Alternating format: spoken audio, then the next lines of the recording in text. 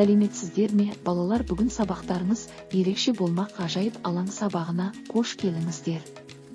Барлығымыз орнымыздан тұрайық, сыныбымыздың психологиялық ахуалын көтеріп алайық.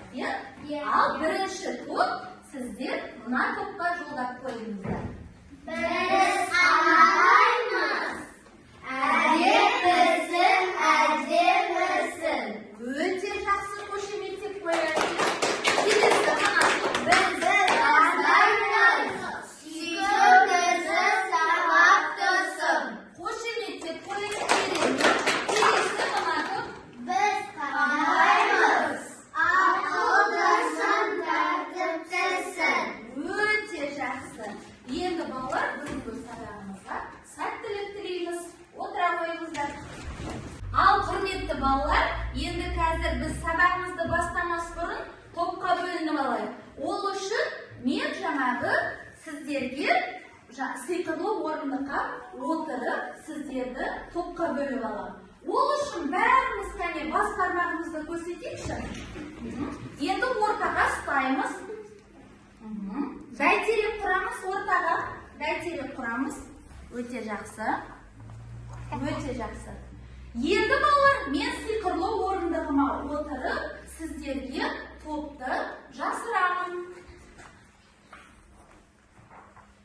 Ең астыңғы бірінші саусақтар. Бір топқа жиналамыз. Ең үстіңгі саусақтар екінші топқа жиналамыз.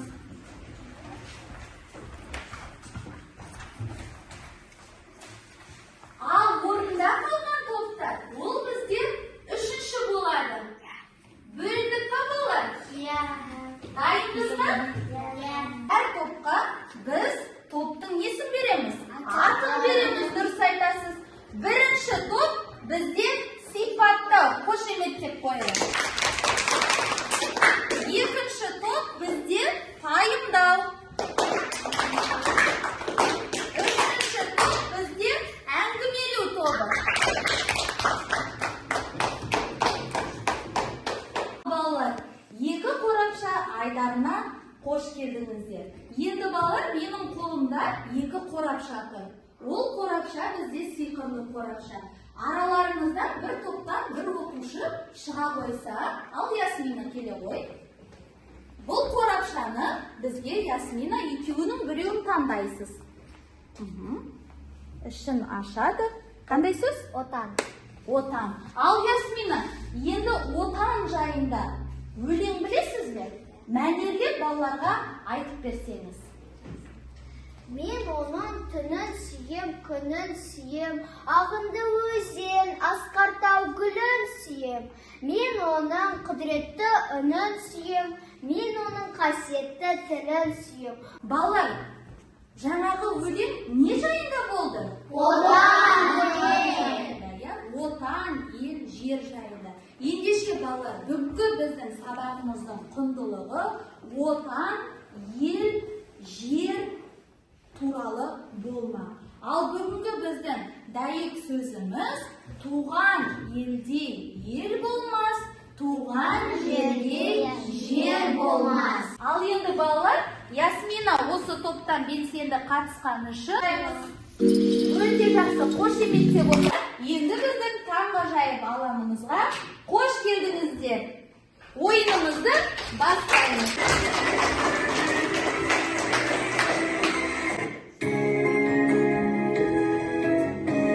Бұл жерде балалар, мәтін неше сөйлемнен тұрады деген бізге сұрақ беріп тұр. Барабанды айналдыруға рұқсат етіңіздер.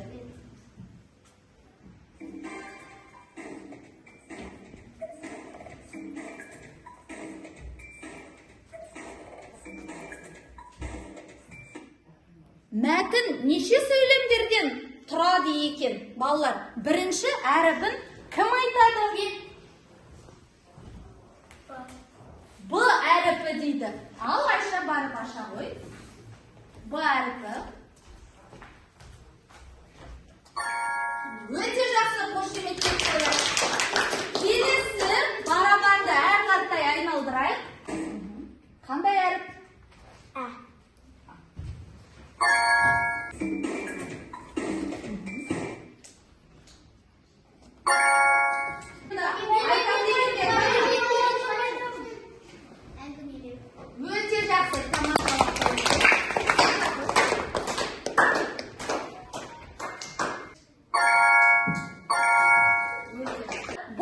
тапсырмада бізге жаңағы сөз тіркестері берілген. Сол сөз тіркестерді осы платформа арқылы жаңағы сәйкестендіріп шығамыз.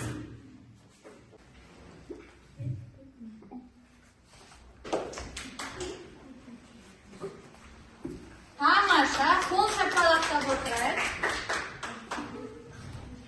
Өте жақсы. Белсенді қатысқан үшін Айлинға өте жақсы.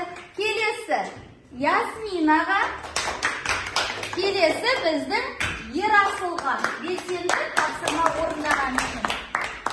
Сабағымызда көңіл күйімізді көтеріп алайық, иә? Мына су арқылы қимыл жасаймыз. Дайынбыз ба?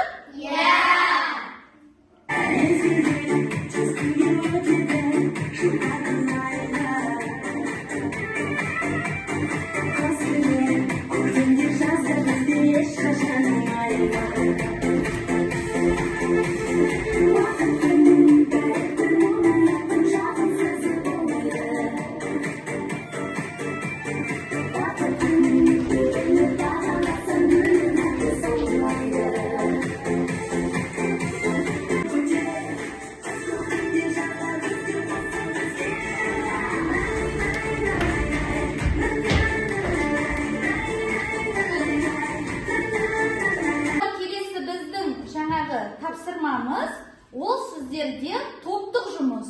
Қазір әр топқа бір-бір сурет таратамын. Сол сурет бойынша сіздер не құрайсыздар?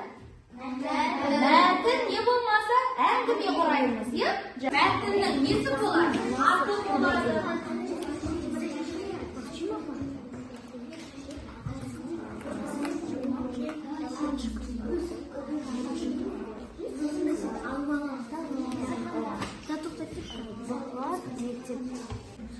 Ал балалар, сабағымызда соңында кері байланыс жасайық. Бұл жерде принтер әдісі тұр. Осыған әркім өз ойларыңызды белгілеп шықсаңыздар. Ясмина.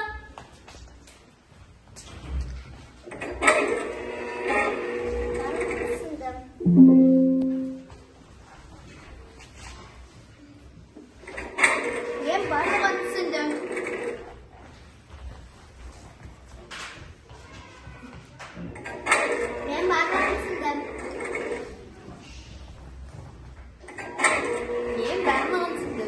Бүгінгі біздің сабағымыз өз мәресіне жетті. Енді сабағымыздың аяғында, балалар, мен сіздерге мынадай сұрақ қойғым келіп тұр.